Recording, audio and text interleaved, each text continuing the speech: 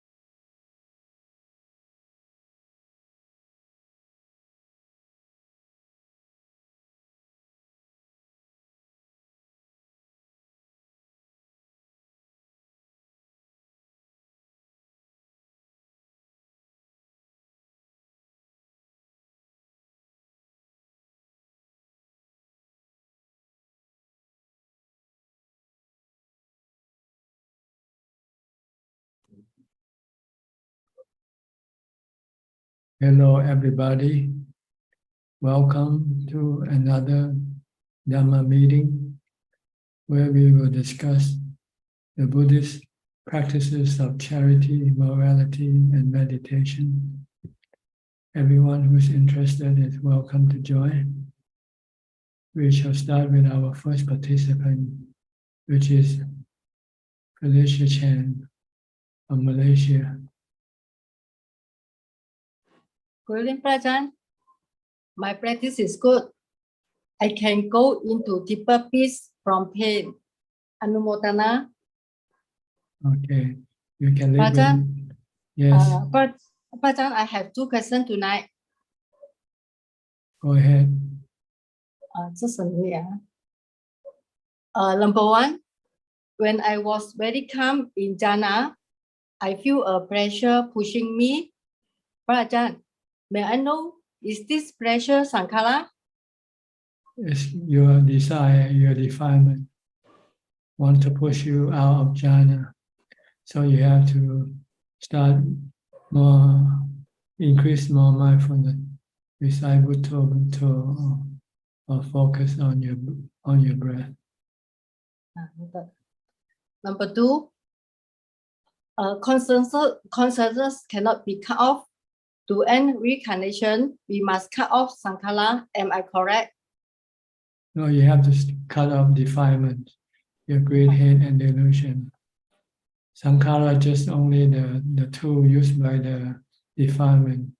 Your cravings, your desire is the one that pushes your mind to go take a new birth. Okay, Doctor. Thank you, Ajaan. So stop all your cravings, all your greed. You want something that you don't need, then this is defilement. You want to go holiday, this is defilement. You want to buy a new pair of shoes when you don't need to, this is defilement. Doctor. Thank you, Okay. Ajaan. You should not look for anything for happiness. You should look only for peace of mind, for happiness. And peace of mind comes after you get rid of your defilements. Yeah. Okay. Okay. Thank you. Okay. Next is Gagian So from Penang. Tan Ajaan, good evening. Happy to meet Tan Ajaan again. Yeah. No question. Yeah. Okay. Willie from Indonesia. Good evening, Tan Ajaan. Today I don't have any questions. Thank you, Tan Ajaan. Okay. Jati. What are you doing today? Good evening, Ajaan. Today I would like to try to join the meeting on my own. I see. You're grown up enough now Yes. to do things your own. Yes. So, well, is your mother and your brother watching also? Yes, he is watching. They are watching.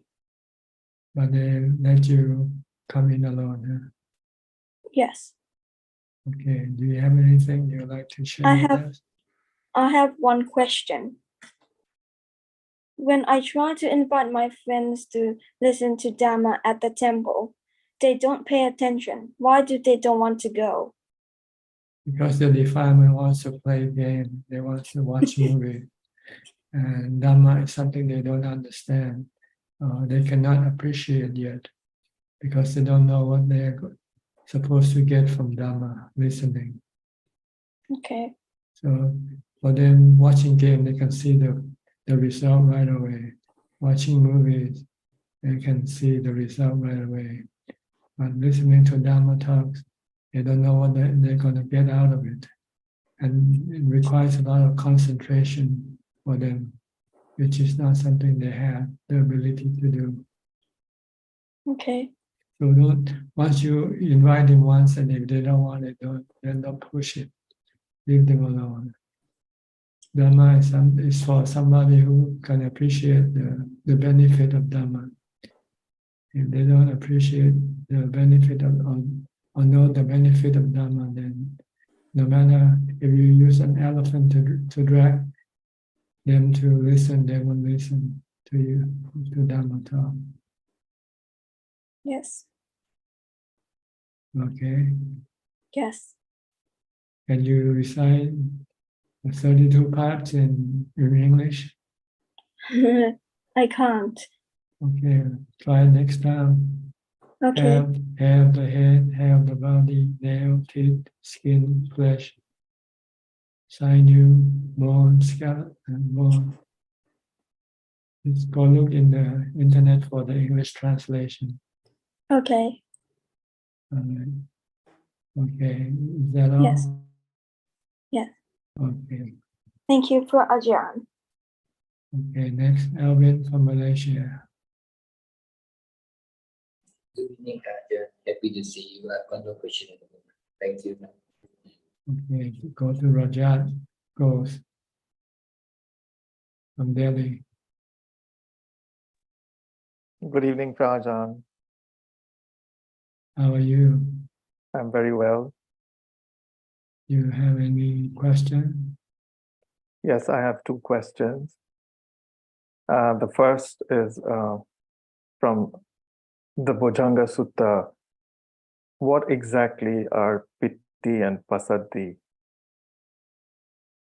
I think you have to look up the translation. Yes, I have found translations. They say zest and tranquility, and some other places say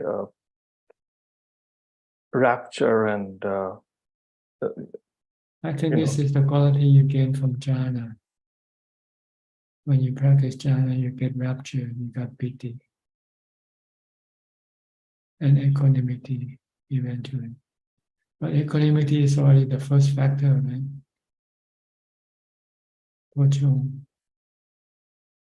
yes, upekha is one of the parts of the seven bojjhangas. So Yes. I'm just thinking, the other ones I quite clearly understand, but these two things I cannot find. I think they are path to enlightenment, but taught in a different angle, from a different angle. Instead of say Samma Samadhi, the Buddha say Ubekha. Dhamma Vichayo means contemplation or wisdom. Yeah. So it's basically the Noble Eightfold Path in a different angle. That's all it is. I think maybe this is Piti Pasati, maybe be the result of having continuous mindfulness. When you have continuous mindfulness, your mind becomes calm, happy, in rapture. So it's a noble eightfold path in a different, from looking from a different angle. The Buddha just maybe decide not want to stick to just the one noble eightfold path. So he changed, like the five faculty, mental faculty or power. This is also another form of noble eightfold path. Sattha, Viriya, Sati, Samadhi, and Panya. maybe not complete. It's sometimes we left out the sila part. Yeah. But all in all, everything that the Buddha taught us to practice is really considered to be the path, be the marga.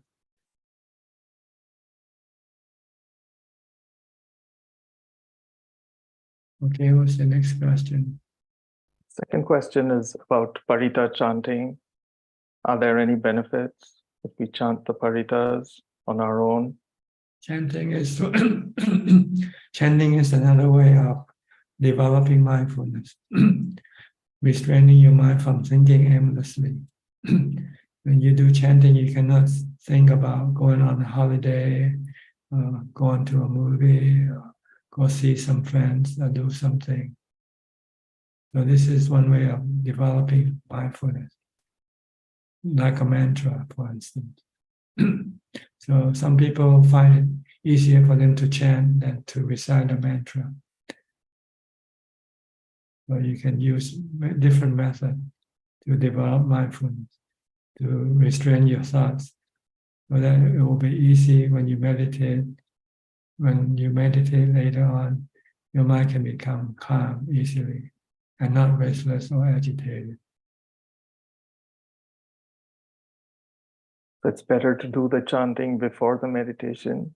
If you cannot focus on your breath, then maybe try chanting first. When I started, I recited the four foundation of mindfulness, sutta. Took me about 40 minutes, I think. This calmed my mind down quite a bit. I wasn't able to look at the breath for long enough time. I didn't know anything about Buddha then. So I used the reciting of the four foundation of mindfulness in English. I didn't study Pali, so I didn't chant in Pali. It's also helped me to understand the four foundation of mindfulness, because it's in the language you can understand. So actually, chanting has two purposes. Really, if you know the meaning, you are developing wisdom or learning Dhamma from the Buddha. Secondly, it's a way of developing mindfulness. If you cannot yet watch your breath, then do some chanting first until you feel your mind is calm enough, focused enough to watch your breath. Then you stop chanting and then go listening, watch your breath instead.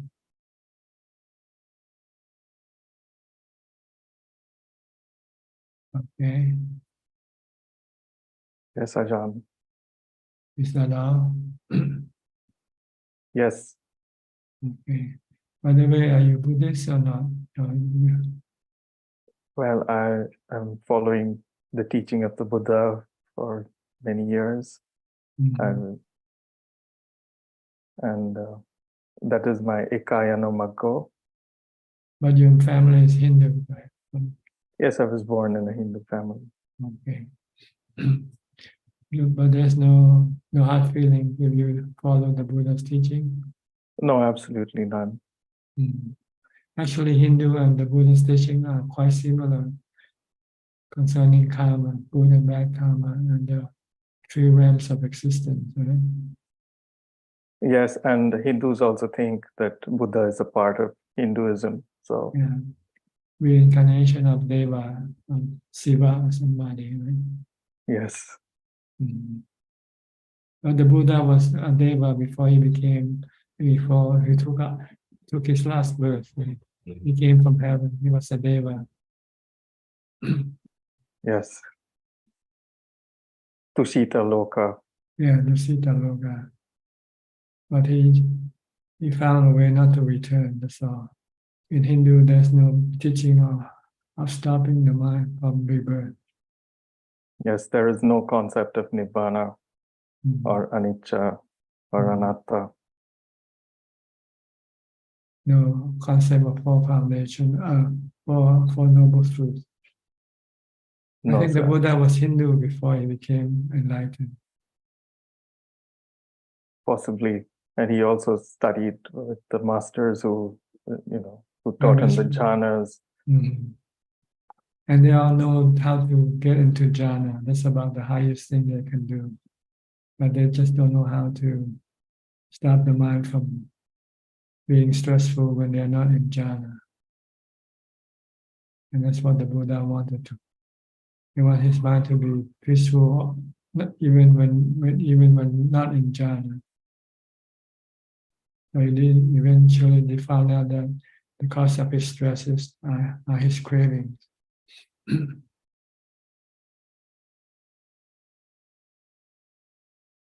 Okay. Anything Ajaan. else? Anything else? No, Ajaan, thank you. This Have is you been meditating also? yes, I do meditate every day. Okay. Yes, try to do it and make it a habit to do it. And try to find the reason why you're not advancing. Most likely because your mindfulness is not strong enough. If you want to practice, advance in your meditation, you need to do more mindfulness during your daily routine, daily activity. Try to recite mantra, Buddha, or try to keep watching your body movement. Don't let your mind think aimlessly. Yes, I've been doing the observing of the body movement, of the postures from the time I get up, ever since you told me to do that earlier. You And it find has it helped. useful? Yes, very much, very useful. But you mustn't let your mind think at the same time. As soon as you know your mind is thinking, then it means you're not focusing on your body anymore. Or maybe you are focusing but not strong enough focus.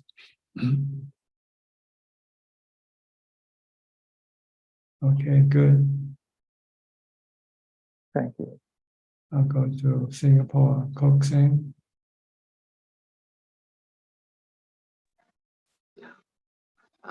Good evening, Ajaan. Yes, tonight I have two questions. One is about my meditation.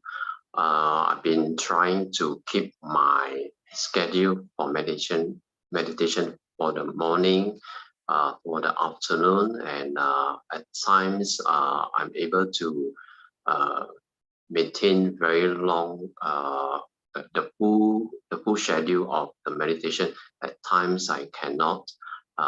So I find that there is the consistencies it's not easy to maintain the consistency in my schedule. Then each time after I finish my meditation in the morning or afternoon, I will dedicate the merits. Now that I'm convinced that meditation helps, brings merits, and so I will dedicate the merits each time after I complete each meditation. Presently, even though I may not be able to achieve states of jhana during meditation, but I will still focus on the process of watching the mind and not so concerned about the results of whether I achieve jhana or not. As long as the mind is calm and I'm able to temporarily to suppress the defilements so that I will not so that I will refrain my mind from watching entertainment programs. So may I check, Ajaan, so is this way of understanding of practicing meditation the correct method? Well, consistency in your practice is important. You have to do the practice, and whether you get the result or not, that's another story. But first you have to do the practice. And then if you're not getting the result, then it's probably because your mindfulness is not strong enough. So you might have to do mindfulness a lot during the time before your meditation and or after.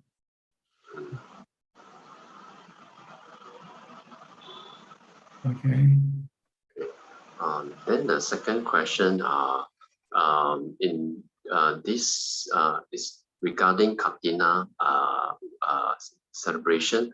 I only comes to know about Katina during these few years when I come into contact with the Thai forest tradition. So just like to, so far I have not participated in any Katina celebration in Singapore, any of the temples here. So just like to check with Prof. Ajaan, what is the significance of Katina, and yeah, and whether what role should lay supporter, what should we do for Katina? Should we participate in it? So maybe Prof. Ajaan, you can shed some light on this. Well, Katina is the offering of blood, so that monk can go make their own robes. Before Katina, during the time of the Buddha, there was no Katina. So monk has to go collect cloth or material from the cemetery, because during ancient time they don't bury or burn the body. They just wrap the body with cloth and then left it to rot in the cemetery. So after the body rotten, then the material, the cloth, was just anybody can take them for. And most of people who ordain during those times, they rely on this cloth to make their robe with. And as Buddhism became more popular, and there were more people ordaining as monks, they ran out of cloth. Yeah. So monks doesn't have enough robe. Sometimes they might be wearing the robe and then happen to be out in the open and caught in the rain, and they have no spare robe to change, because there was a group of monks who traveled from afar to come to pay respect to Buddha. Just before they got to the Buddha's place, they were caught in the rain, and their robes were all wet. And so they went to see the Buddha wearing wet robes. So the Buddha said the hardship of the monks for not having enough material to make robes with. So he then instructed the lay people that giving cloth to make robe for the monk is very beneficial, very meritorious, because there was not enough robe, there was not enough material, cloth to make robe with. People only gave food, and the rest the monk provided by themselves for themselves by collecting cloth from the cemetery for their robe, and they make their own medicine from using urine with some type of fruits. And shelter, they just make their own shelter by using branches and leaves to make shelter too. So they don't need the robe from the lay people in the beginning, because there was plenty of robe in the cemetery. But when Buddhism became more popular, more people become ordained, become more monks, they don't have enough material to make cloth for everyone. So that's why the reason why the Buddha was instructed the lay people, if you want to make a lot of beneficial act, meritorious act, give cloth to the monk. That's all. That's what it meant. But people misinterpreted that giving cloth, Katina cloth, will get more merit than give ordinary cloth. But in fact, it's the same. You can give cloth during outside of the Katina, you get the same merit. If you give the same amount of material. But people misunderstand. They thought giving Katina will give you more merit than normal. then the normal times of giving Yeah, cloth, yeah, long. robes, yeah. Mm, mm, okay. Then what about but if on Katina Day, if only people were to give robes, then would that be an oversupply of robes for the Sangha? That's right. So they, instead of giving robe, they just give one piece of robe, or maybe, and then they give money instead, so that monks can go buy cloth to make their own robes as they need, and also the money to repair the monastery, to maintain the monastery, to upkeep the monastery. So they consider it's a big event to make merit once in a year, because the Buddha allowed the offering of katina only once for every monastery. For each monastery, they can only have one event of katina, but they can offer robe at other times, but they cannot be called katina. That's all. They call papa. So it become a tradition to make a lot of offering, give a lot of money. So it becomes a big major event, and for someone who can afford to be the sponsor, means he has to be quite well off. So sometimes people want to show their wealth by being the major sponsor of a katina. Oh, I see. And then they look at the amount of money that he offered.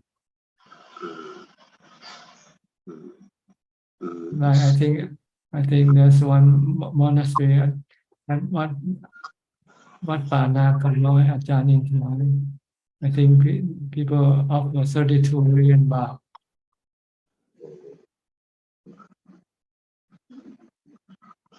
The main sponsor,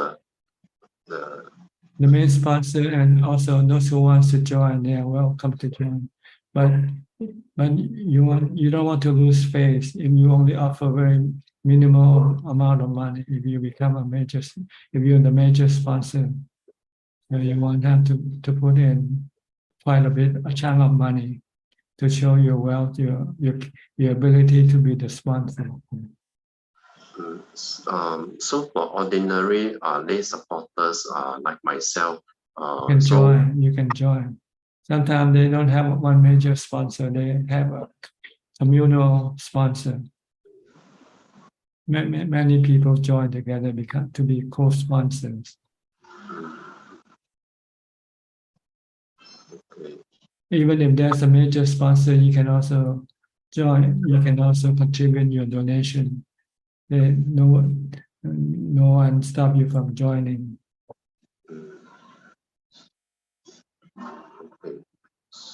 So the merits, whether, for example, whether we make any donations or any danas on Katina Day or any other day, is actually the same. The same depends on the amount that you give. If you give more on other day than Katina, you get more merit than on the day you give to Katina.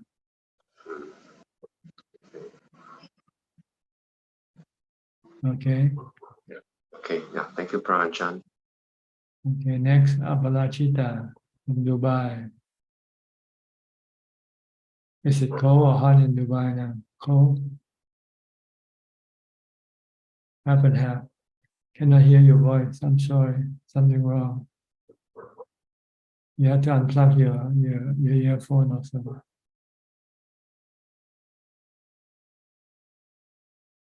Speak, cannot hear. Maybe something wrong when you come in. Did you unplug your earphone? Yes, I Okay, did. now I can hear you now. Yes, okay, great. No, that's not cold. It never gets cold here, but it's been raining. I think it's cloud seeding, not real rain. So it's become a little cooler than like however hot it gets here. But at night it gets cooler also every night, or not all the time. Not all the time, maybe a little bit in December, but now it's kind of just pleasant, very pleasant. Mhm. Yeah. Good. You have Yes. any question? No, I don't have any questions. I've been trying to also, as you said, like I drive around a lot, so stuck in traffic, I try to mentally chant a little bit, like Buddho Dhammo Sangho. It does calm this whole Calm your system. mind. Yeah. Calm your desire to go places as quickly as possible. Yes, I have to stop working then. Yeah. You But feel what- restless. You feel restless. No, what I mean is when I'm going in traffic and because I have to go places, then if I chant a little, I feel a bit calmer. It feels nice. Yeah. Good. Yeah. All right. Thank you. You're welcome. Yeah. Christine from Penang. Good evening, Tanajan.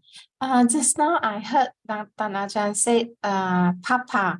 Is there any difference between Papa and Katina?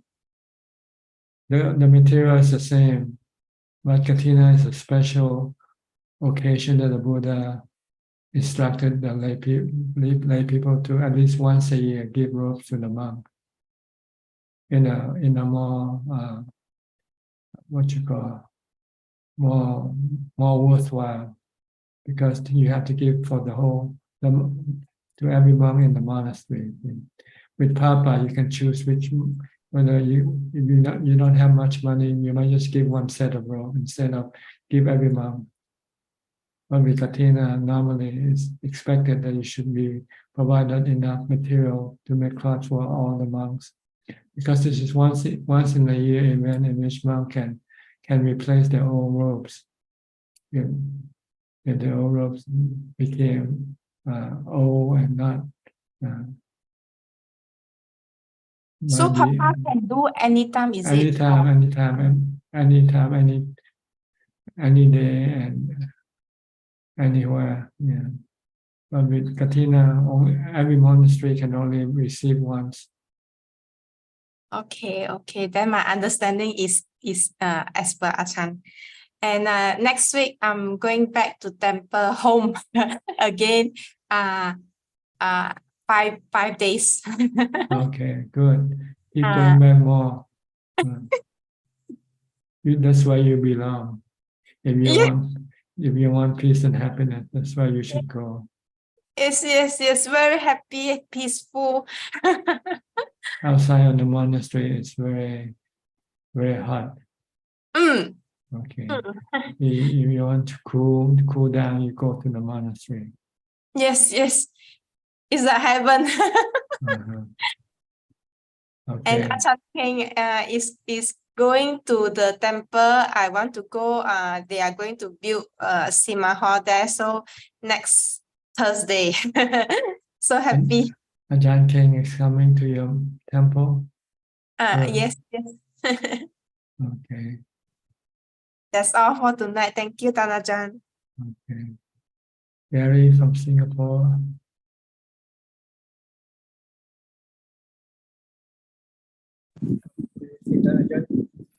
Yes. Happy to be listening in. Can you hear me? Just listening in. Okay. Yeah. Go to Claudia in Switzerland now. What's the name of the town you're living in now? Basel, right? Basel. Yes. Yeah. We live in Basel now since about 3 weeks. I see. And you enjoy your new home? yes, very much. Very quiet. And finally, I can continue with the translation of Beyond Birth. I had to do a break for about 4 months. Now I have much more time for translating and meditating, and also walking meditation, sometimes in a beautiful and quiet park. So I feel so content and so happy that we decided to leave Germany and to live here. Okay. the place where you were born might not always be suitable for you. Yeah. Everybody seems to leave their hometown and go live somewhere else. Yeah. So I feel a heart-to-heart connection to my hometown because I had a very, very good social circle. But I do not regret that I left it. Okay. Do you have any question tonight? No questions today. Thank you, Tanata. Okay. I'll go to Peru, to Celia. Celia, you've been away for a few weeks. Yes, Ajaan. Okay. Can you hear me? Yes, yes. Yeah. Nice to see you again, Prajan. Yes, actually, in these last weeks, or actually months, and that's what my question is about. My meditation and my mindfulness has been a little bit down the hill. So I decided to go back to the basics. I think some sessions ago you said to mindfulness 101, and really I think that's what I needed, not to reset a little bit all my practice. So I've been taking a lot of care in mindfulness during the day. So every time that a thought comes, I start reciting Buddham Saranam Gacchami, Dhammam Saranam Gacchami. So this is as soon as a thought comes, no? Or I come back to the body or to whatever I'm doing at that moment. So far, so good. But I do have some questions. And I'm sorry if maybe you have answered these questions like 100 times before, but I just want to make sure, just in case. No problem. Okay. So I remember that you have said many times, just don't think, no, don't think. And that has been very helpful for me to remember during the day. But I have this question, what happens if during the day I suddenly, or when I'm meditating, I remember a teaching of the Buddha and I start thinking or reflecting, yes, this is true because when this happened to me, also the consequences were bad. So I start reflecting on the teaching. Can that consider also to be a thought and I should just go back to my mantra? Or I can still go and reflect a little bit more on that? Well, here is the dilemma. See, thinking about Dhamma is good, thinking, but at the wrong time. Right now, you want to learn how to stop thinking. So even good thinking, you don't want it to think either. You should think about good thinking only after you have mastered your ability to stop your thinking at any time. Be able to bring your mind to jhana. Once you can do that, then when you come out, you can choose whether you want to stop thinking or you can choose to think about the Dhamma teaching. So by now... That's contemplating on wisdom. So I didn't get it. Sorry. So by now, now you're still on 101 mindfulness. Yes. So don't go to contemplation of wisdom. That's 101. That's the next subject. Okay. So I just control my thoughts. I don't let my thoughts go. Only concentrate on that. Okay, good. Mindfulness 101 is the main prerequisite for other practices. So you have to have 101 mindfulness first. When you have enough mindfulness and when you meditate, you can get your mind to become calm right away, 5 minutes or 10 minutes. And you can stay in there for a long time. And after that, if you want to, when you come out, you can choose whether you want to continue with more mindfulness because you might feel that your meditation is still not good enough. Then you continue on with mindfulness. But you feel that you have enough mindfulness, enough equanimity of samadhi, then you can go on and contemplate on Dhamma. Contemplate on the Four Noble Truths, on the three characteristics of existence. Okay, good, thank you. That's helpful. And I have another question. Sometimes I think about something, I remember something, like I remember what somebody said, and it was something that I don't think it was good. So I start judging and I can see that, oh my God, I start judging. So I want to go back to the mantra, no? but before that, is it possible for me to first change to a wholesome thought? Like, for example, if it was a person who said something unwholesome, then I try to, or something I didn't like, can I go back and remember the good qualities of the person and That's then your- go back to my mantra? That's thinking also. But if you find Yes, that's thinking. But if you find it's useful for so that the next time you won't criticize anymore, then you can also use that. But I still think that you should go back to the mantra first. So I go back to the mantra first, and Yeah, as but soon as then you I will know go. that as soon as you know you're thinking, you're criticizing somebody, then you should stop first. Yes. Okay, I will keep it simple then. Just go to the Yeah. basics and just any thought by. Yeah. Okay. Because sometimes your defilement will trick you into thinking. See? Yes. Into good thinking, and after a while, your good thinking will turn into bad thinking without knowing it. Yes. Totally agree. Yeah. So it's better Sometimes just to stop it right away when you know your Yeah. mind is thinking, especially thinking on bad thoughts.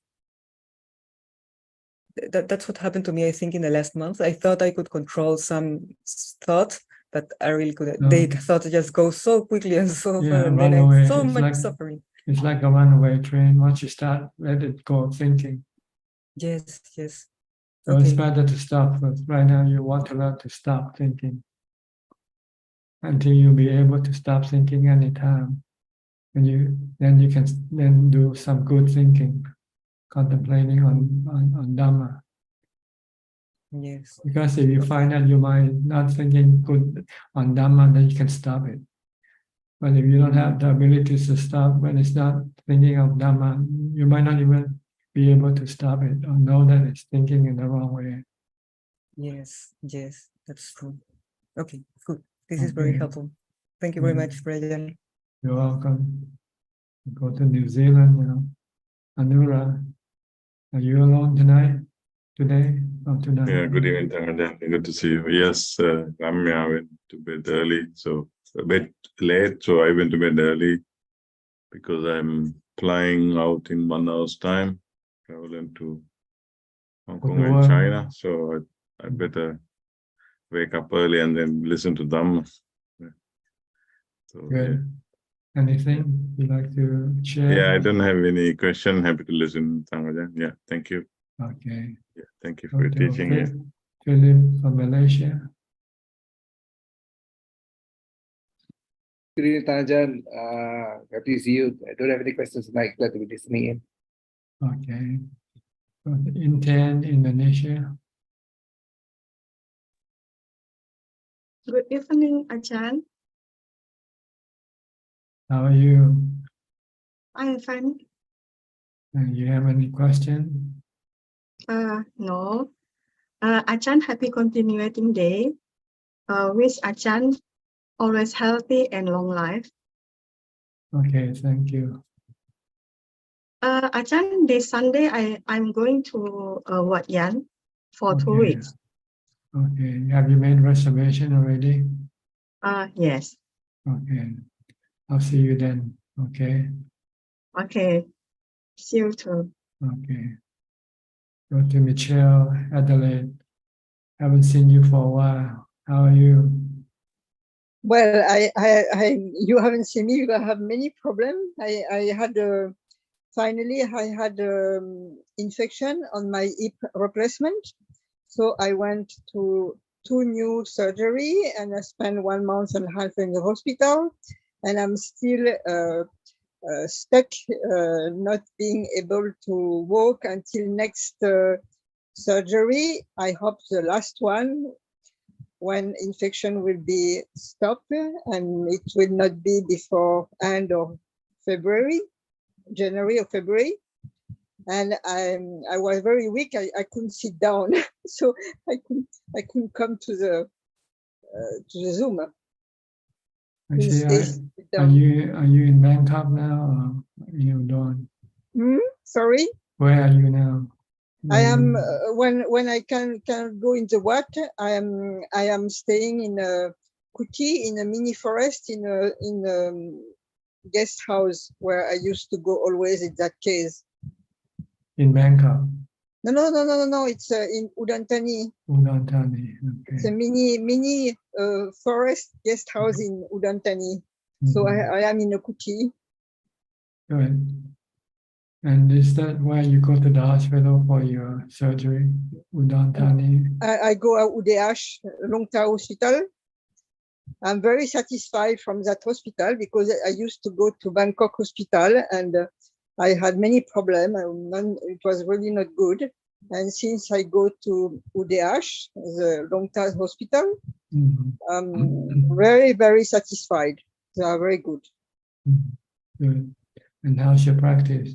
Go. Okay. Well, it has been difficult because I have difficulties to meditate when I'm not sitting straight, and also with the weakness and everything and the pain and very difficult.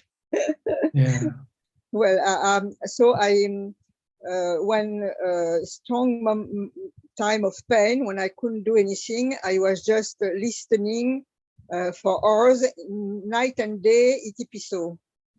Okay. Night and day. So that saves your mind from a lot of suffering then.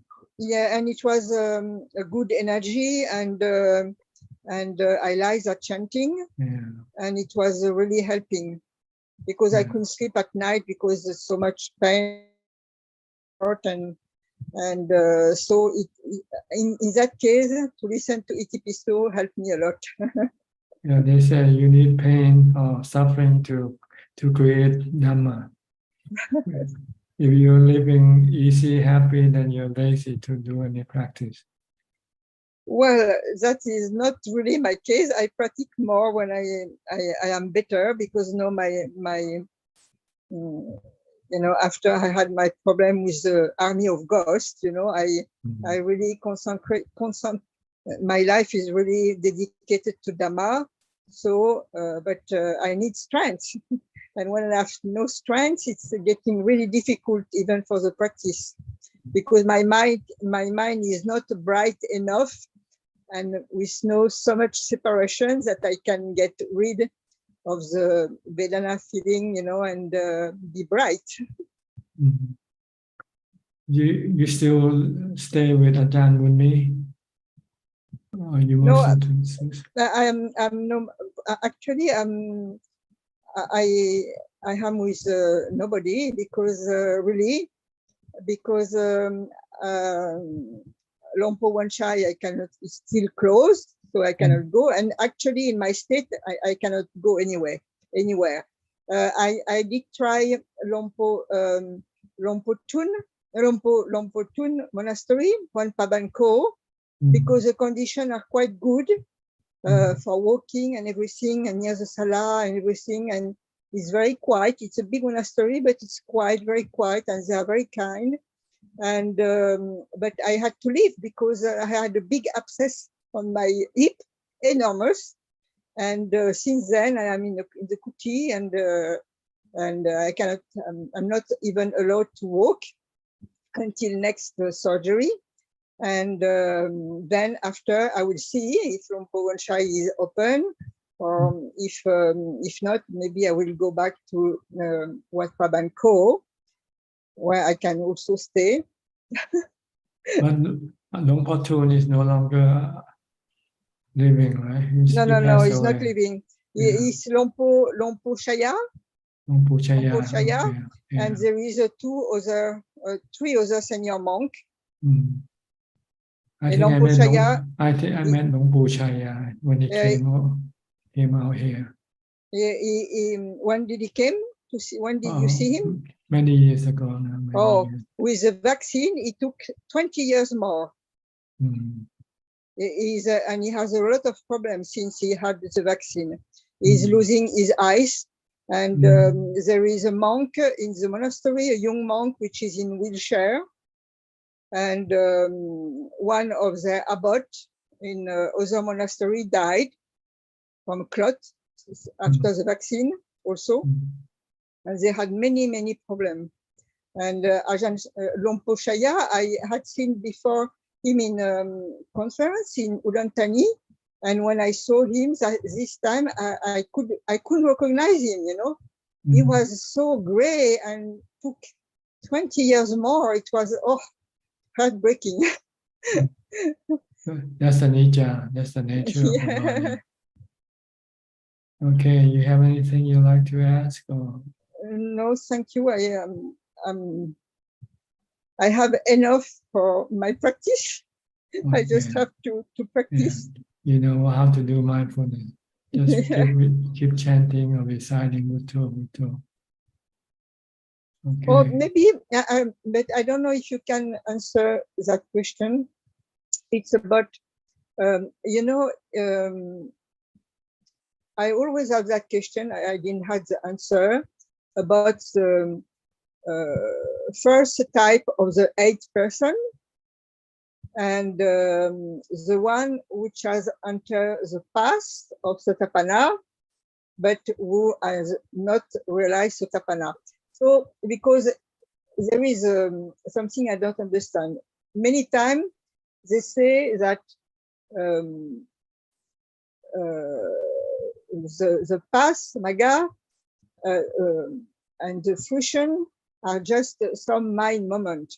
But Buddha speak about the 8, so it can take quite a time. And I heard about that things of Dr.V when there is a change of lineage. So it might be some time in the first part of the path, in the Magga, before Sotapanna. And because I never heard to speak about that in the forest tradition. So they speak about that in Magga and a little bit in Myanmar, but in Myanmar they say that Magga Phala is just some mind moment for Sotapanna. So it's really, really unclear, and I would be interested to know more about that. Okay, the Magga for Sotapanna is when you try to eliminate the first 3 fetters from your mind. The fetters of Sakaya, Ditti, Vicikiccha, and Silabbata Paramasa. See, so when you're in the process of trying to eliminate these 3 fetters, you are in the Magga. And if once you have eliminated them, you became a Sotapanna. Then this is the phala or the fruit of your effort. Yeah, but so sorry. When the Buddha gave his first discourse, the Dhammacakkappavattana, he's teaching the monks to get rid of the 3 fetters. And one of the 5 ascetic was able to do so and became the first Sotapanna. What's his name? Ajaan Konanya, I think. Yeah, but the question isn't it a precise event which can make you see that you have entered the path and be already in the current of the 8 area, you know, that you have changed lineage. There is really, because we can say that before Sotapanna, because before the fruition, when we try to get rid of the fetters, we are on the way, on the path. But isn't it really a special event, as for example, Dr.V? Yes, it's like right now. See, you are sick with your body. If you can get rid of your attachment to your body, then you will not be sad or worried about your body. And thus you became a Sotapanna. If you can let go of your attachment to your body. No, it's not my question. It's before to enter the path of the Arya. Buddha speak about the 8 person. So the first one being the path Magga, Sotapanna, Magga. But before Sotapanna, Magga, how do you know that you have entered the path of Panamaga, and not just trying to enter that path, doing the work to eliminate also those prefectors. But isn't it really a fact which can let you know that you really have entered the path in a form that you cannot get back anymore? You are not, you change lineage, you are not more Putagala. See, when you are affected with dukkha concerning your body, and when you investigate the nature of your body and you see that the body is not you, then you just leave the body alone. Once you have left the body alone, whether it's gonna live or die doesn't matter as far as you're concerned. Then you have reached the fruit of the first mark, of the first level, the Sotapanna. Yeah. Okay, understand? You have to do it when your mind is really depressed or really stressful regarding the condition of your body, like your sickness or the death of your body, the upcoming death of your body.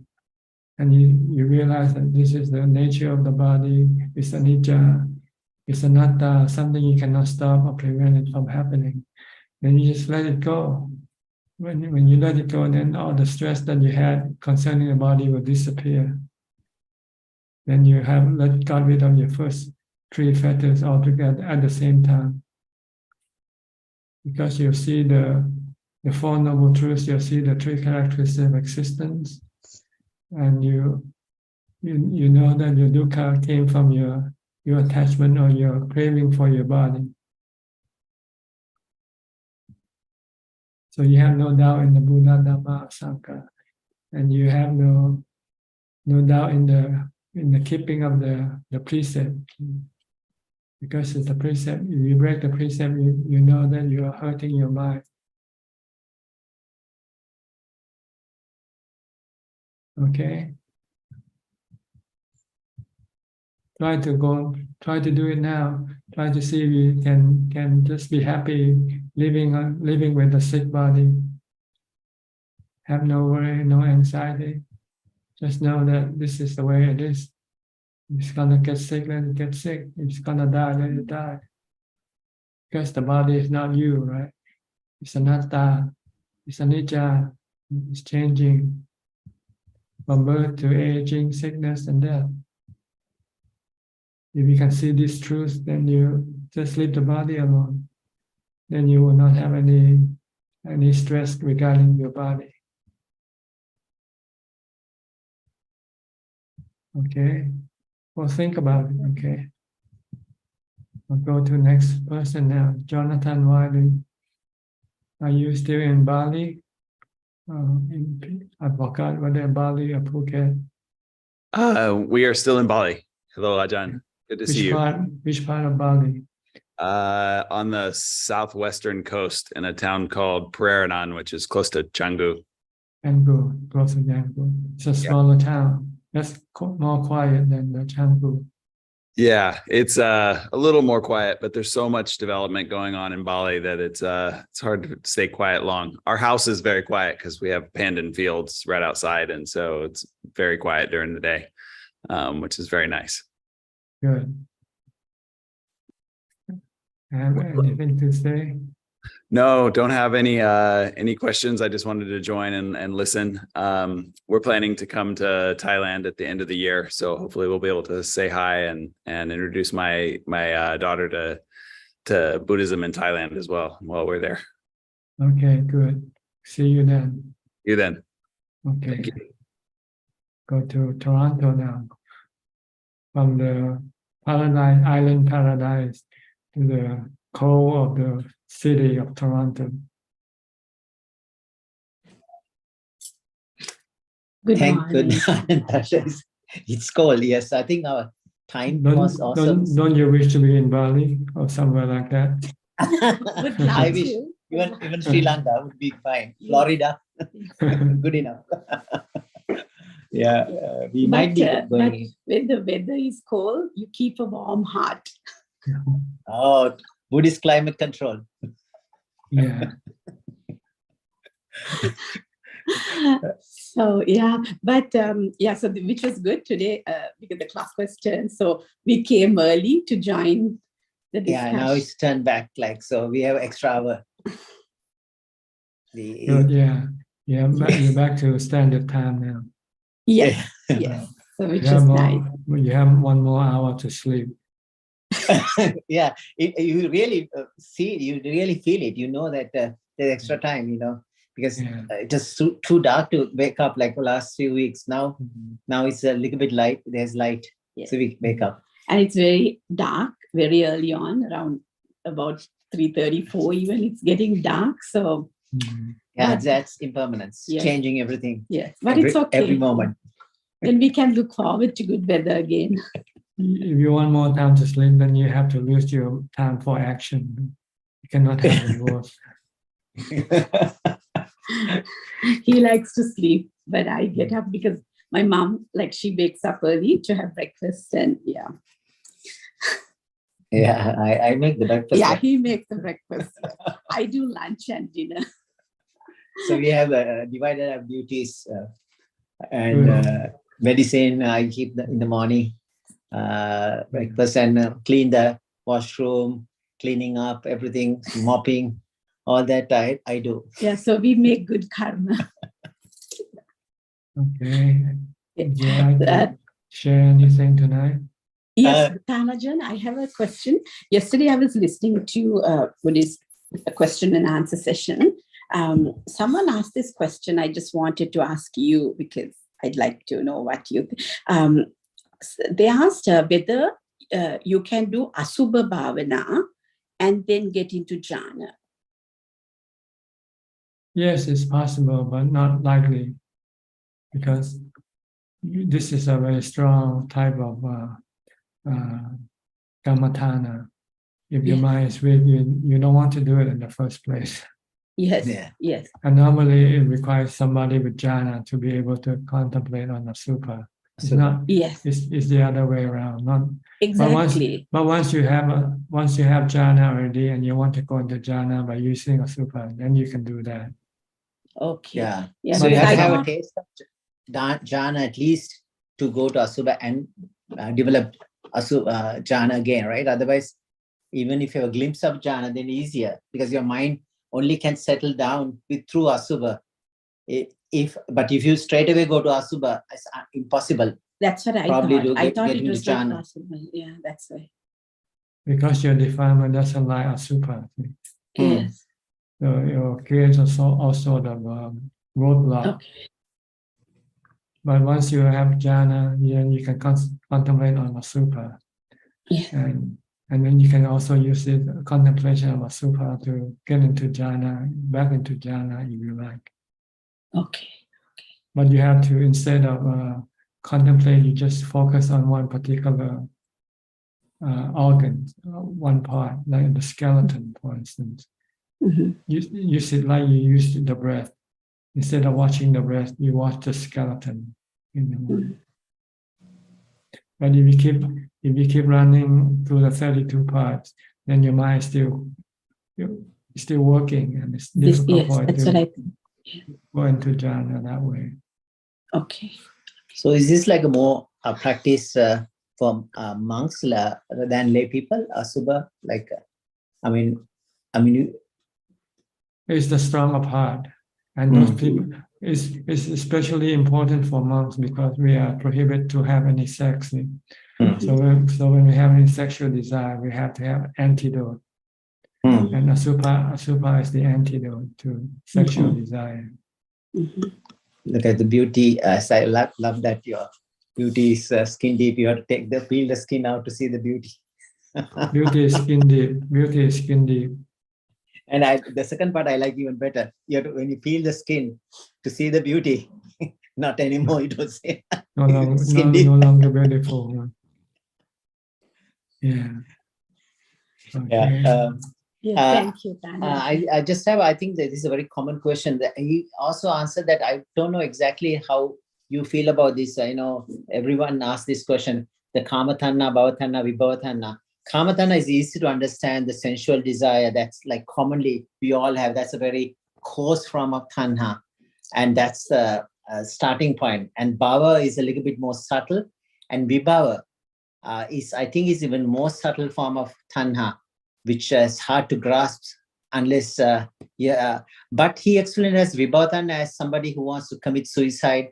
He doesn't want to live anymore. He has a craving to get rid of his body. Is vibhava tanha. Is it, what are your thoughts on that? Yes, vibhava tanha is want to get rid of something that you have, but you don't like.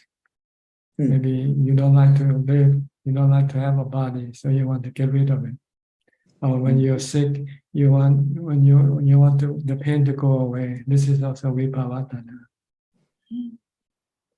When you want to get a divorce, this is also vibhava tanha. Now, when a person is trying to enlighten towards the end of the path, like it's again, it's a vibhava, right? You are like you're killing your mind pretty much, not the body at that stage. Your vibhava tanha for your mind, right? So, is it can it cause a bit of a restlessness towards the end? That's called become a fetter. At the end, they talk about a fetter towards the last fetter, like one before the last out of the 10 fetters, restlessness. So you're killing the mind at that stage, not the body. No, it's the arupa, what you call it? Arupa raka. This is arupa raka. This is the vibhava tanha at the highest level. And rupa raka is bhava tanha at the highest level. Yeah, I understood as Rupa Raga is craving for Rupa Jhana, whereas Arupa Raga is craving for Arupa Jhanas. Yes. So it's when you have bhava tanha at that stage, when you pass the anagami level, you want your mind to enter into jhana. See? Yeah. So Rupa Jhana is considered to be a bhava tanha. You decide to. And you decide to enter into arupa jhana. This is vibhava tanha. Oh, okay, got it. Yes. I forgot it. That will make it complete. The kama tanha will force you to return to the sensual realm of existence. The rupa tanha will bring you back to the rupa, into the rupa realm of existence. And the rupa vibhava tanha will bring you back to the arupa realm of existence,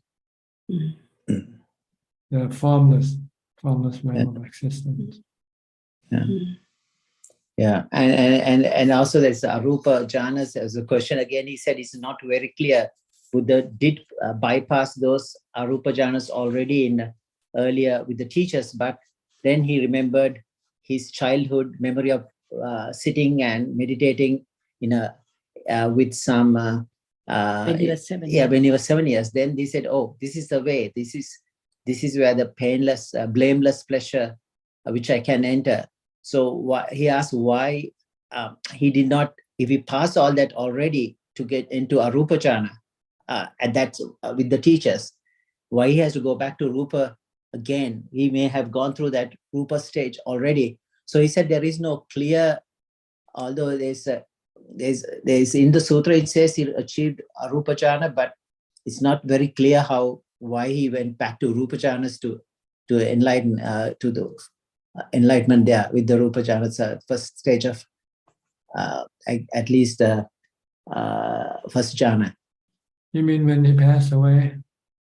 No. At the time of enlightenment. At the time of enlightenment, he remembered his childhood, when he was 7 or 6 years. He kind of he remembered his going into spontaneous jhana under a rose apple tree. He was in a paddy field area. They were plowing the field with his relatives around him. So he spontaneously went to jhanas.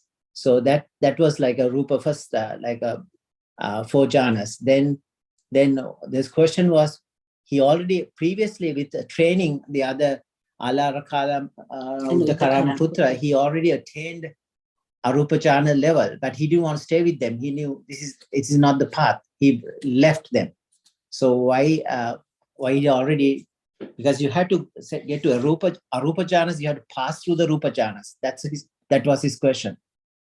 Because the jhanas, either Rupa or Rupa jhana, can only suppress your suffering, your cravings. When you come out of jhana, your craving still alive, still active, and still can create dukkha for you. So say the jhana cannot get rid of the stress of the craving completely at all times. So you need something else to get rid of your cravings in order to stop your dukkha, or your suffering. And that is wisdom, to see the Four Noble Truths, to see the three characteristics of existence, to see that both the Rupa jhana and the Rupa jhana are anicca. They are temporary. You cannot stay in Rupa jhana or Rupa jhana forever. Ever. So they're temporary shelters. It doesn't really give you the complete freedom. It's just a shelter. So when you come out of jhana, you're still stuck with the body, and you still have to worry about the health of your body, for instance. So he found out that the reason that he has worry or anxiety because of his attachment to the body, to the jhana, and to the Rupa jhana. So you have to stop all his attachment, all his craving for the body, the Rupa jhana and the Rupa jhana, using wisdom. You see that the three are anicca, dukkha, anatta. Yeah, so that you can develop even earlier on in the stage, even with the first jhana. You don't have to wait till you develop those advanced stages of jhanas, right? Anicca, dukkha, anatta. All you need is the fourth jhana. Fourth jhana. Before you can develop wisdom and get rid of your fetters. But now, once you have get rid of the first five fetters, you might automatically enter into the Arupa jhana. If you should die at that time, your mind will be in one of the five Arupa jhana level. So only a anagami, anagami person can enter Arupa jhana. In other words. Thank you, Bhante. We took a lot of time. Thank you so much. Thank you so much, Ajaan. As always. Teruan Sarnai. Okay, you're welcome. Next, we'll go to Daniel. Daniel, you're a first-time visitor. Where are you from? Hi, I'm visiting. I'm from Washington State, and I've been on the call a few times. I see. Sorry. It's okay. I came to visit you with Ajaan Kovilo and Ajaan Nisabho. Yeah, I heard they're coming again, right? Are they? I heard. I don't know. They make some contact with my assistants. About. I think not with a big group. Maybe just by themselves. Do you still join the Dharma group meeting?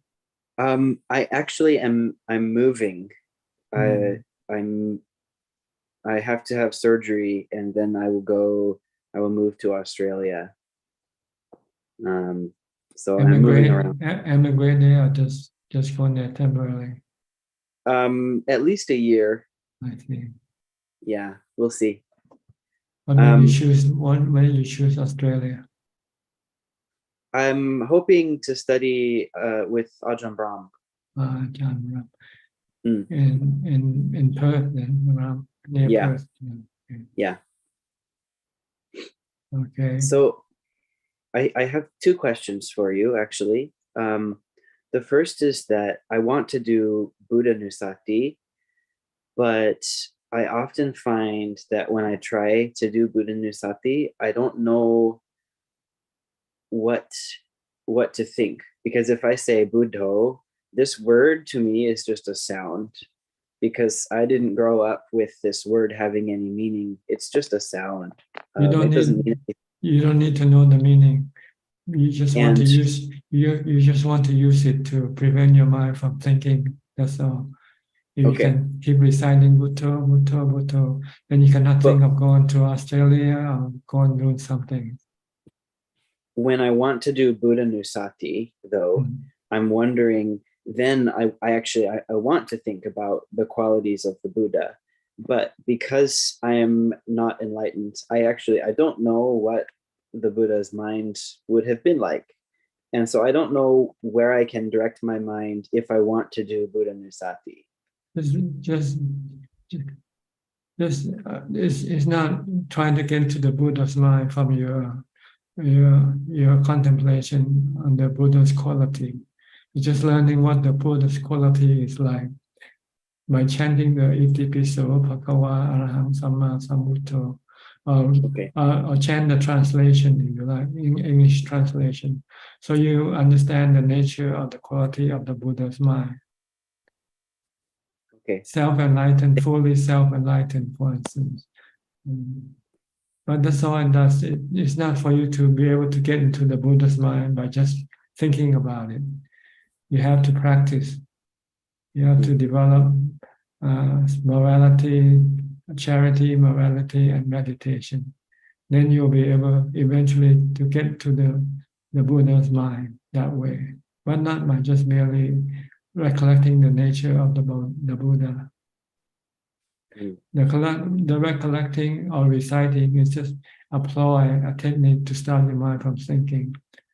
It's a way of developing mindfulness of sati. That's all. Okay, thank you. Okay, the next one. Yeah, I'm kind of having trouble walking the line between ignoring and suppressing things versus obsessing about things. So usually this is, I'm very sensitive. And so usually this is with other people. And if there's something that is upsetting, so if somebody says something that's rude, then usually one of two things happens. Either I'm just thinking about it too much and I try to focus on the body, but I have to keep coming back and coming back and coming back to my body. Or I just completely feel apathetic. I feel like it's not good, but I feel nothing, or not nothing, but just very like suppressed. Emotions are very quiet and dull, and it's not pleasant. And it occurs to me that at times when there's something that is upsetting to me, and I say to myself, okay, just don't think about it, just ignore it, go to the body. I think maybe not always, but sometimes this is vibhava tanha. This is me trying to run away from the unpleasant thing instead of being at peace with the unpleasant thing that is happening. And it occurs to me that if I was really at peace with something, it would be okay if it happened, and it would be okay if I had to think about it sometimes. But because I'm not at peace, I have to run away from it and ignore it and try to make it go out of my mind. How do I walk that line? You have to meditate until you get into the fourth jhana. When you got the fourth jhana, your mind become neutral, doesn't react to anything, either by love or by hate. So you can just merely acknowledging or ignoring anything. Otherwise, your mind was, if you haven't got equanimity, your mind will flip-flop back from love or hate, like or dislike. So you have to practice meditation until you get to the fourth jhana, then you have equanimity. But your equanimity will not last for long. So after you come out meditation, you might have some equanimity for a while. But after a while, then your equanimity will disappear. Then you have to go back into meditation again to recharge it. But there's another method that you can use. We call wisdom. That is, after you have equanimity, and when you come out of meditation, you teach your mind to look at everything as a natural process. And there's nothing you can do anything about it. They are like the climate, the rain, the storm. And with the equanimity that you have from samadhi, and with the wisdom that you are dealing with the natural process, then you can ignore you can ignore the rain, you can ignore the storm, because you know there's nothing you can do about it. So this is what you have to look at everything as being a natural process. Me, you cannot control me. Sometimes I might be good to you, and sometimes I might be bad to you. But if you know ahead of time that this is going to happen, then you just accept it and don't expect anything from me. When you don't expect anything from me, then you won't be disappointed when I don't give you what you want. So that's the goal of our practice, to teach the mind not to expect anything from anything. Just take things as they come, good or bad, hot or cold. If you have equanimity and you have wisdom, you see that everything is anatta, natural process, and they change. They come and go, rise and cease as they like, and you just don't expect anything from them. So you have to practice first mindfulness to get you into the jhana. Once you have jhana, then when you come out of jhana, teach the mind to look at everything as being a natural process, natural phenomena. Thank you, Ajaan. Okay. And to follow up on that, then if I notice, I know how to work if I notice that my mind is already obsessively thinking about things. Because you told me I should practice mindfulness and be mindful of the body. But what do I do if I notice that I have gone to the space of dissociating? Like the world is too hard, so I kind of just become apathetic.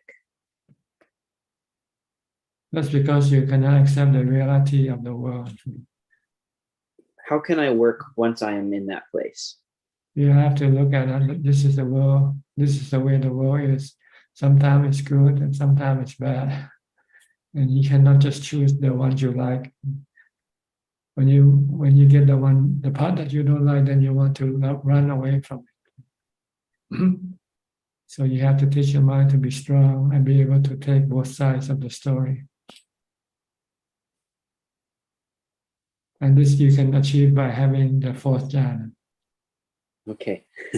You have to have equanimity in order for the mind to understand the nature of the world and accept it for what it is. That's a tall order. That's what enlightenment means. Yeah. Okay. But it's not Thank impossible. you. It's not impossible if you start from the basic, which is mindfulness. Stop thinking good, and then meditate to get into the fourth jhana. Once you have the fourth jhana, you have equanimity, then you can teach the mind to look at the world as it is, not as what you want it to be. Thank you. Okay, you're welcome. I'll go to Scott now in Thailand, Bang Saleh, very close to Wat Yan, just a few miles away, 10 minutes away. Good evening, Ajaan. It was good to see you in the very, very wet on Saturday. It was very, very wet. It almost felt like being in the UK, but warmer. Yeah. But everybody is not upset because they know they cannot do anything with the rain, right? There was something very, very peaceful, especially with the meditation, considering that we were in the middle of this electric thunderstorm. It was very, very peaceful despite what was going on around us. So yes, thank you. That's what you get from meditating. You can leave everything alone. Which brings me to my question, or brings me to where I am. It's I'm finding this thing. It's an ongoing thing I've had for years. Really, I'm quick to anger, and it's usually over trivial stuff. I can deal with big stuff. I've dealt with cancer. I've dealt with family bereavement. I've dealt with traveling the world. I've dealt with, if a car lost its brakes and drove through my wall now, I'd probably be able to get the family out, sort out the insurance, have everything dealt with, and it wouldn't be a problem. I can deal with chaos instantly. And I can also pilot. If I get up and I put my bare foot in the cat litter tray, I just want to start throwing things up in the air and acting basically childish and immaturely. And the more I do it, the more I chastise myself because I should know better. I'm a 56-year-old man, etc., etc. I meditate every day. I exercise every day. I eat well. I do all the things that not only if I believe is right, but I've been shown is right. But when I have this anger, it's not even if it's coming from here. It's almost like it's an impulsive thing. It's just like I think it comes up before I can think it, before I can say it. It's like my head's going to explode, and it's over the most trivial thing. And then what it is I'm backtracking all the time. Afterwards, I'm apologetic. I'm beating myself up, and it's over the seas. I'm not angry. I'm not violent. Put it this way, I'm not violent. It's childish. It's my volatility, and I don't know where people have said you've always been like that. The thing is, like, why am I always still like that, despite the fact like everything going on and everything I try to do? I'm not asking you to be my therapist. I'm just basically my immaturity and childish tantrums frustrate me. That's because you're not preparing yourself for these things. You ignore them. You only prepare yourself. You only prepare yourself for the big things like insurance, health, and so forth. But you ignore the small things. You think they are not important. But they can cause you the same problem as the big thing. So you have to remind yourself that everything can go wrong anytime. So the follow-up question is, how do I prepare myself for the small thing? Because it's like everything can be a small thing. I don't walk around on tiptoes, but just imagine that if you walk and slip, or something, or you break something, then you say, okay, why should you get upset? This is the way it is. Things happen. We live in a world of uncertainty. Not just with the big thing, but with every little small thing also. Everything is uncertain. Everything that you do or that you have, they can change anytime, and things can happen to them anytime. I think because lots of people still, I mean, as I said, I've just got through 2 years of cancer treatment, lots of surgery and everything else. Lots of people have given me a free card sort of things. Oh, well, you're going to feel a bit upset. You're still going to be feeling angry. You're in a hangover of all the ill health. And I don't want justification or validation, especially from other people, which annoys me more because it's almost like they're giving me the go ahead to act like this. You know what I mean? And then the thing is, it's like I don't feel like I'm getting. It's almost like, okay, I've got to get out of jail card. I don't think like that, but subconsciously I think I do. That makes sense. And it's just got to remember, as you said, it's like preparing for this. Everything's important. Yeah, but the small thing you forget to prepare yourself for also. And what part of the reason is you're not mindful when you're doing something. So when something go wrong, then you have no control of your mind. Yes. So you have to be mindful all the time. Everything that you do, you have to be very careful. Being careful is being mindful, really. That's what it means. I'm liking the word careful as well as mindful. The careful, I think, is important. Yeah. Thank you. Thank you. Okay. And rain permitting, I'll see you on Saturday. Okay, good. Go to Wales now, to Diana. Must be very cold for you now. It's not too bad. It's about 10 degrees, but it's sunny. It's quite nice today. Mm-hmm. I quite like the cold. Nice to see you. No questions today. Thank you. Okay. Go to Vancouver, Canada. Sri and check. Greetings, Tan Ajaan. Yes. What can I do for you? May I tell you something, Tan Ajaan? Sure. I just got a message from Professor. Professor And- Ken. Yeah, he's in the monastery now. Uh-huh. Yeah. I saw the and- video. Oh, you saw the video. video. Yeah. And the snow. Yeah. And the First snow looks very cold. It looks. I think you can see the Alps, the mountains. Mhm.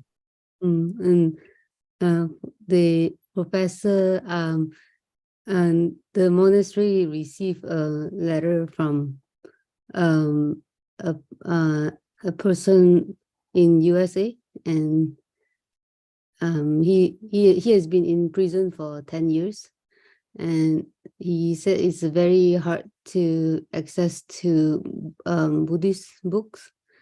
So the monastery is going to send something for him, and since he's in USA, so professor wrote to me as well. So we will be very happy to send your books to over there, I guess. Like, yeah. Sure, good. Give Dhamma, Excel or give.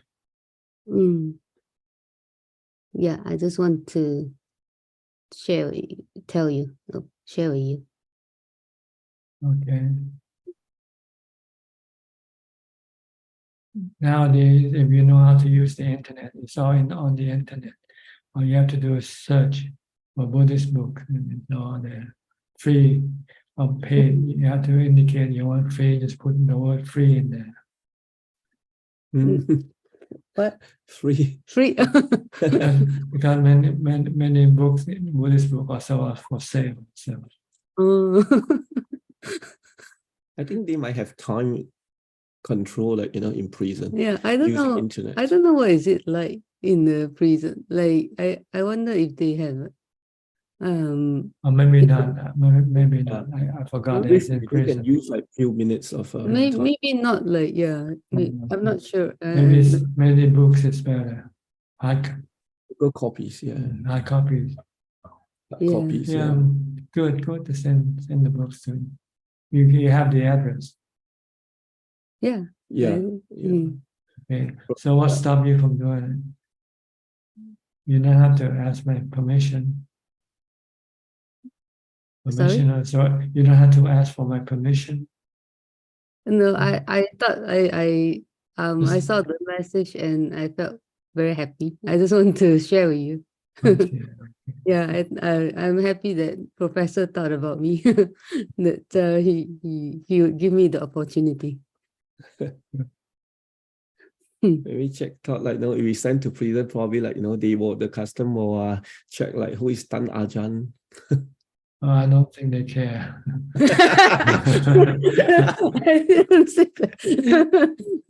Why is teaching people like mindfulness? With a strange name, they cannot pronounce. They don't care.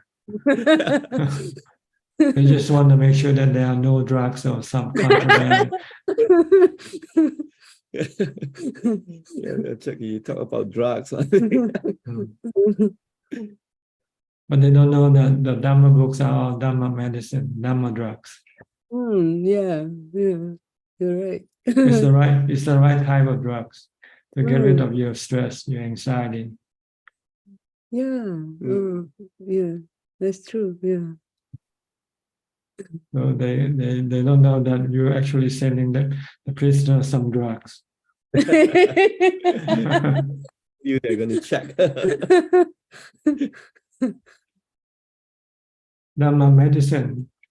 The Buddha's teaching is Dhamma medicine. It's the medicine for the mind. Heal the mind from anxiety and worry and stress and depression. It's probably good maybe when you're in prison, you don't know what to do with your time.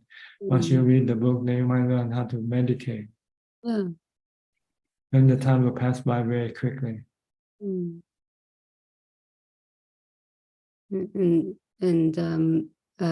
he said he's been there for 10 years and there's very little access. So yeah, I'm hoping this will bring good to the prison. Yeah.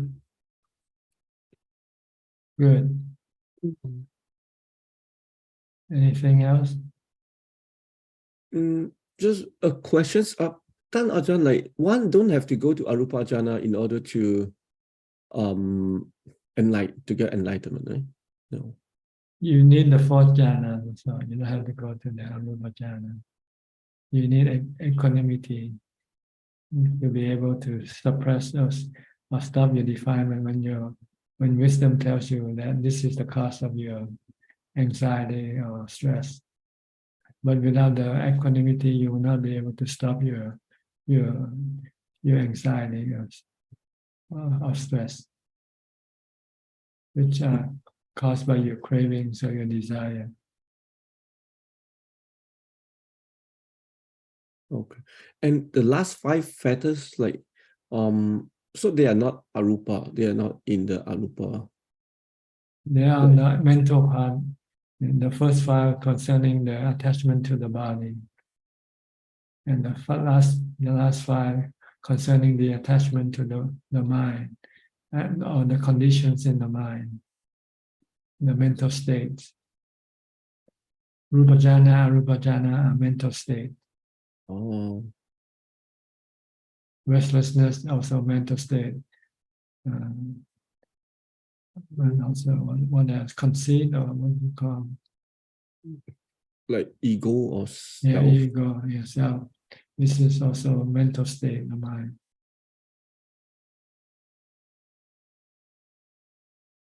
Oh, okay. So there's the mental qualities that. Once you pass once you have covered the first 5 jhana, the body has no problem to you anymore. You don't have to do. You can the body can be anything, and it doesn't affect you at all. Oh.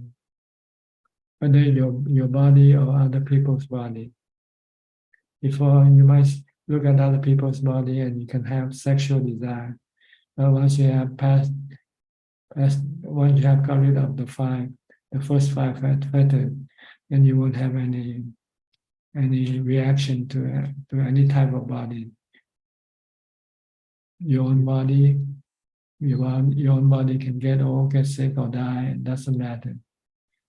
The body of people that you see and you think they look good will not create any sexual desire in your mind. Oh. Because you see the 2 sides of the body. You see the good looking side and also the bad looking side at the same time, simultaneously, instantly.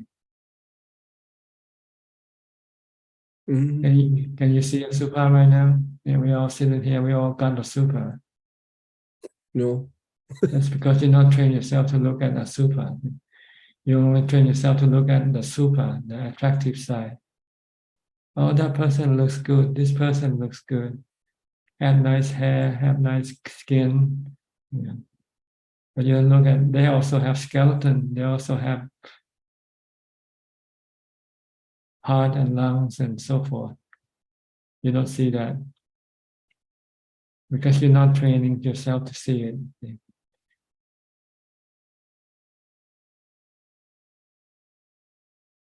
Okay. Yeah. Understood. Thank you. Okay. We'll go to Sulan now. Sulan from Singapore. Didn't get to see you last week. Did you come in last week? Oh, yes. I think I did came in last week. Yeah. Okay. I forgot. Hello, Ajaan. Yeah. Happy to see you. Okay. Your friend Ryan came to the monastery last weekend. Oh, yes. Did he tell you that? Yes, he told me. Yeah. Just nice. I was going to arrange like a group of youths to visit the local temple. And then Ryan, he helps out in that temple. So I was reaching out to him to ask about what is the arrangement for Pendapat. Then so that's when he told me that he's visiting you. Yeah. Yeah. So I asked him to help me ask you a question. What question? Oh, I asked him if you are in need of a hat. You need of a hat Yeah. for the winter. Yeah, for It- winter. it's not that cold in Thailand to wear a hat. Oh. Yeah. Because But if you're in the north or not the northeastern part, you need it sometimes when it gets very cold. When sometimes the temperature can be below 10 in Udon Thani and Wat Pa Bantan, sometimes you need the hat. But here in the middle part of Thailand, it's warm. It's not that cold. Oh, okay. Yeah.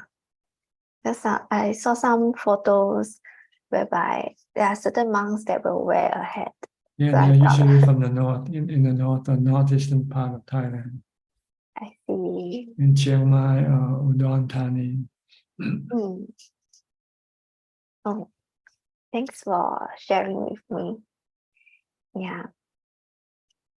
Okay, anything else? Oh yeah, Ajahn, do you manage to use the plaster for backache? I already gave it away. I use it as a charity, as a donation, because I don't use it. So there's no need for me to keep it. So I just give it away. I see. Oh, that's Usually I use Dhamma medicine. I just let it be, let the body be, and just ignore it. Oh.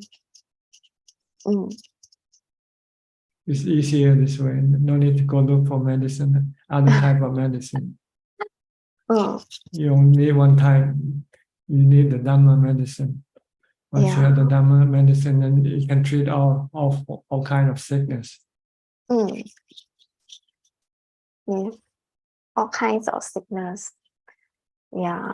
Almost all. Maybe there's some other kind of sickness you might need the medicine, special medicine, but not for normal sickness. You don't need any medicine.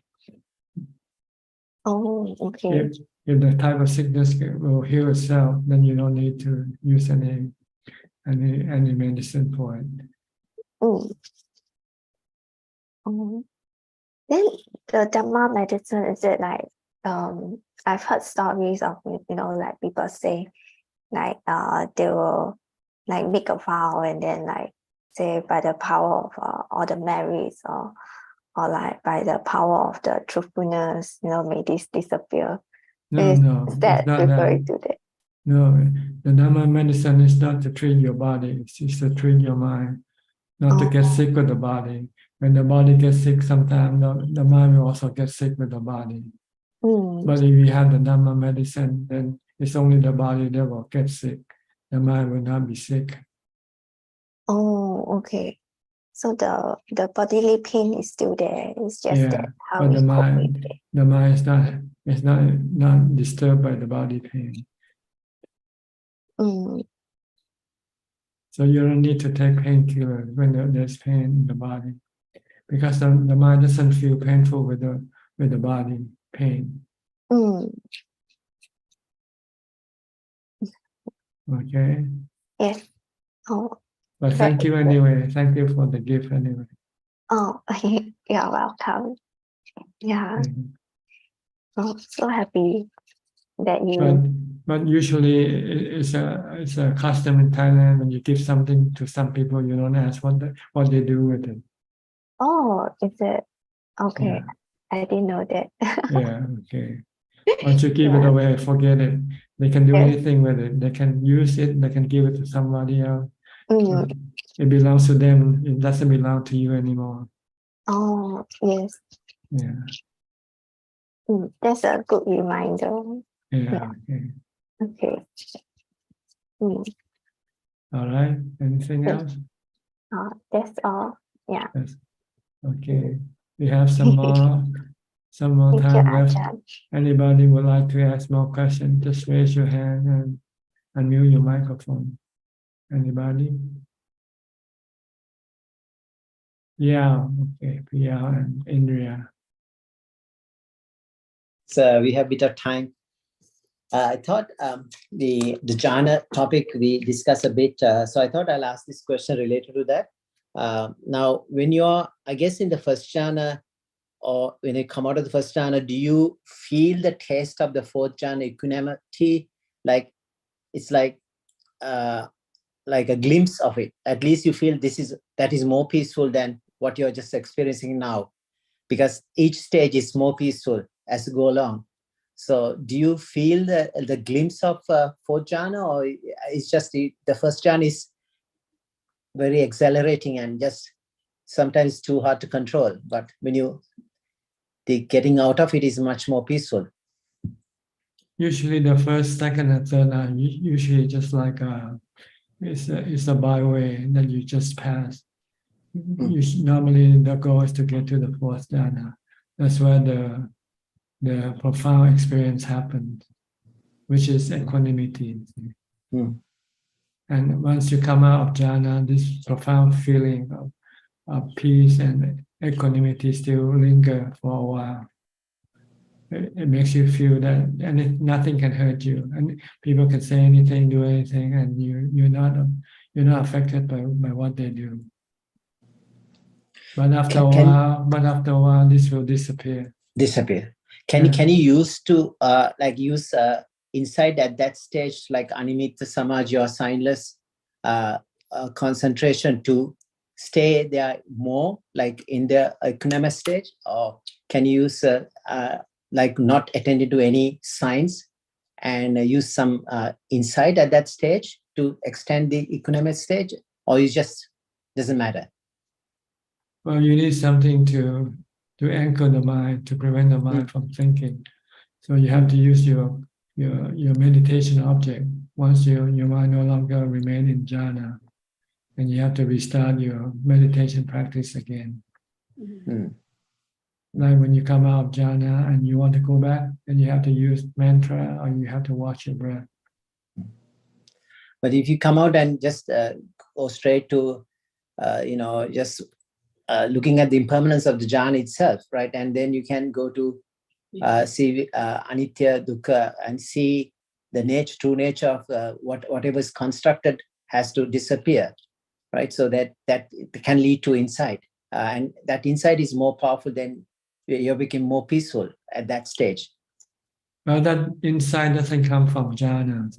It comes from investigation, from studying the nature of things. So that can happen at the end of the fourth jhana, like pretty much after you come out of the jhana. Out of the fourth jhana, and back to normal state of mind. So they can anchor to each other, right? Insight and the fourth jhana, just like this goes away, but then you keep going with the insight, pretty much contemplation. Well, the insight without the jhana will not be effective in order to stop the cravings or the defilements. So you have to have strong jhana, strong equanimity. When you clear the mind. Try to deal with your cravings, stop your craving. Yeah. So in other words, your hindrances are no longer defiling your mind at that stage. So that's where insight become more powerful. Otherwise, you will be pulled away for sensuality, whatever the hindrances. That's right. When you come out, when you first come out, your mind is peaceful and calm, and doesn't crave for anything. That's a good time to do the study of the three characteristics of existence. Yeah, talking about the three characteristics of existence, I mean, Buddha, I guess people talk about no self. I guess it's the correct term is your form is not self. Buddha clearly picked that statement, not self. Like he's saying, form is not self, feeling is not self. Because if you call it yourself, you should be able to control it, have control over it, and keep it this way or keep it that way. Don't get told, don't get sick. You can't. So he said, it's not self. He said, there is no self. He said, if there is a self or no self, you get into two views. So therefore, whatever, I think it's a Kachana Gota Sutra, Buddha talks about you can get into this no self is also a view. So therefore you have to be careful. So saying not self. So not self is the correct term rather than no self. Because no self is like zero. So then there's another view. So he says, with the conditions are there, these conditions will arise. If the conditions are not there, this will not arise. So in between is, if you call it a self, there can be one. So he said, form is not self, feeling is not self. Don't consider as, that's what I understood from the readings. What he's trying to say is that everything are natural phenomena, like the wind, the rain. There's no self in the wind. Right? The wind blows because there are conditions that cause it to blow. And when the condition causes it to blow, disappear, then it stops blowing. Everything is like that. Everything is like the rain, the sun, the wind. They are all natural phenomena. No self. The five aggregates are the same. Right, no self driving this thing. But our delusion, the mind delusion, create this sense of a self manipulating all these things, manipulating the feeling, manipulating the thoughts, the perception, and so forth. But no one is manipulating anything. Everything is being manipulated by some other thing. Because he said, if you examine a person with good eyesight, if you examine carefully, the body is like a lump of foam, like a lot of bubbles put together, but there's nothing inside. So there is, how can you call it? So same thing, I think he's give different metaphors for each one, like a soap. One is a soap for a form, a lump of foam or a soap. Or the second one is like a water, like a bubble. It comes and disappears right away. That's Vedana, like a feeling. Perception is like a mirage. So he gives a beautiful, and consciousness is the most trickiest one. I think it's like a magician's trick, like a magic trick. So I think that is the one that I think causes us see this differently, the consciousness, the magician. Yeah, the goal is to see that everything is like the weather. You cannot control, and so don't expect anything from the weather, because when you expect, you can be disappointed. Yeah, and that's easy to understand when you live in Toronto. But you don't look at the body like the weather. You think you can expect things from it. You think you can expect it to continue to function normally, not getting sick and not die.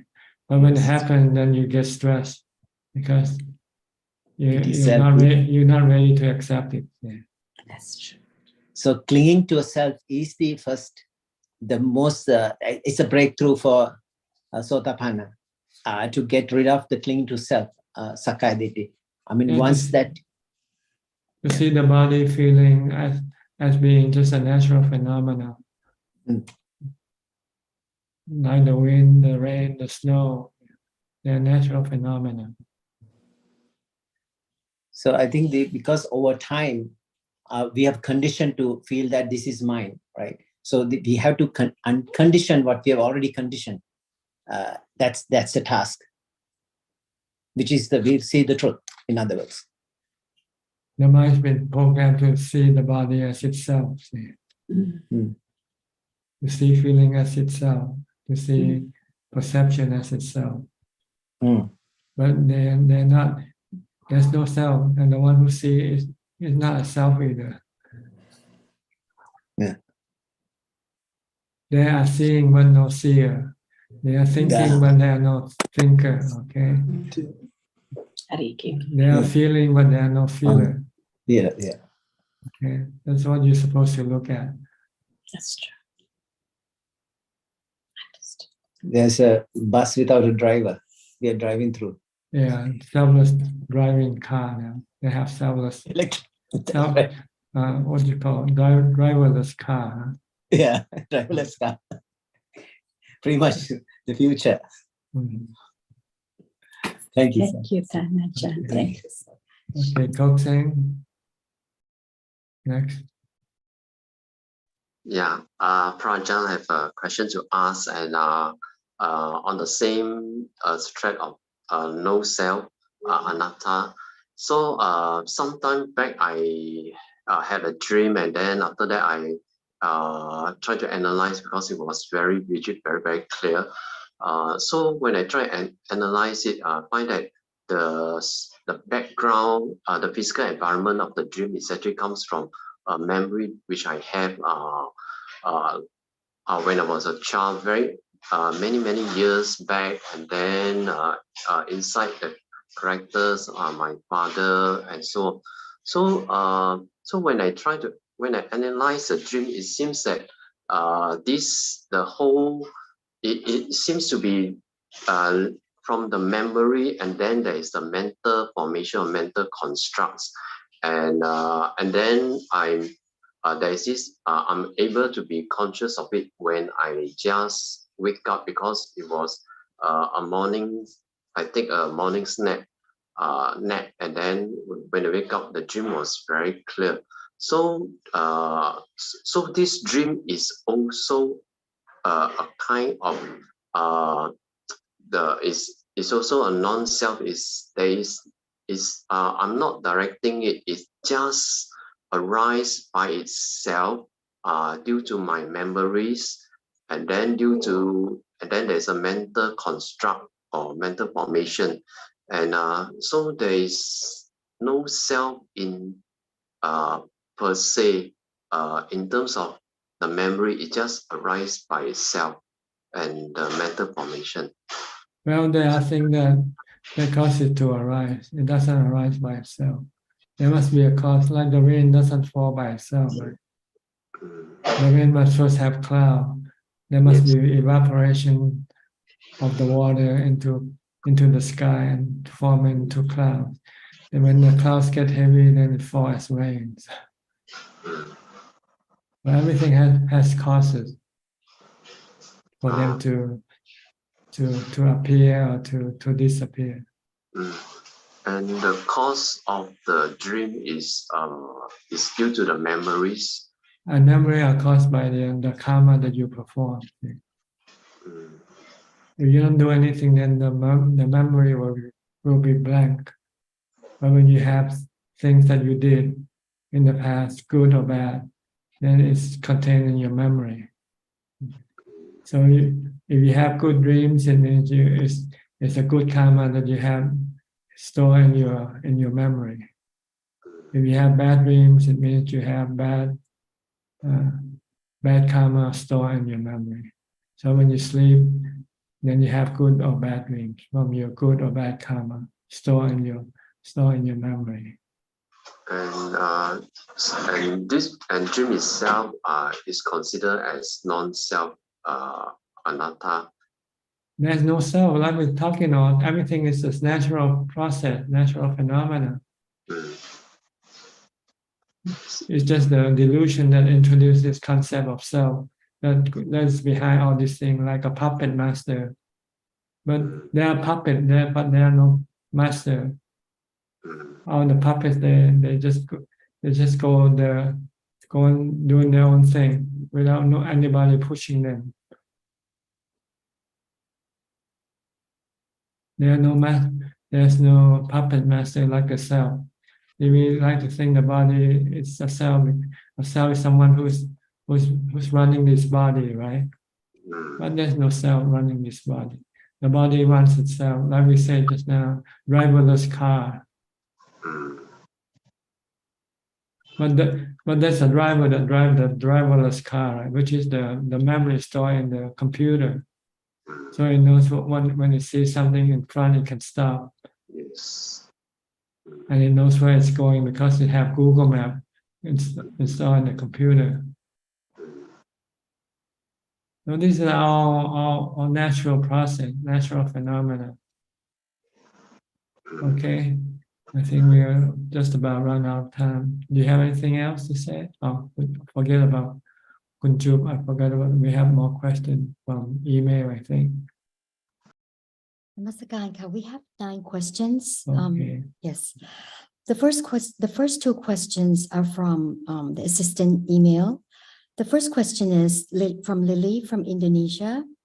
I work as a cleaner on the aircraft. Sometimes the snacks or drinks on the aircraft are not touched at all by passengers when they left the aircraft. By the rule, when we clean the aircraft, we have to throw away all of them. But instead of throwing them away, sometimes we take them because of thirst or hunger. I took the water because of thirst, but I took the snacks because I want to share something from the aircraft with my family. Does taking leftover or food or snacks that are going to be thrown away consider an act of stealing? No, because it doesn't belong to anybody anymore. The next question is from Philip Yo from Singapore. If I cannot practice full-time now as I have duties to be with parents, would it be all right and conducive and appropriate if I quit my full-time job and practice at home as a layperson instead? It's up to you to decide. I cannot decide for you because I don't know the conditions of your mind and the conditions of your financial situation. So you have to decide for yourself whether you can do it or not. But it's good to practice full time if it's possible. But whether you can do it or not, that's up to you. The next question is from Aun. Good evening, Bante. I'm Boon from Penang, Malaysia. What is the difference between Samma Samadhi and Vinyanang, consciousness? Satu Bante.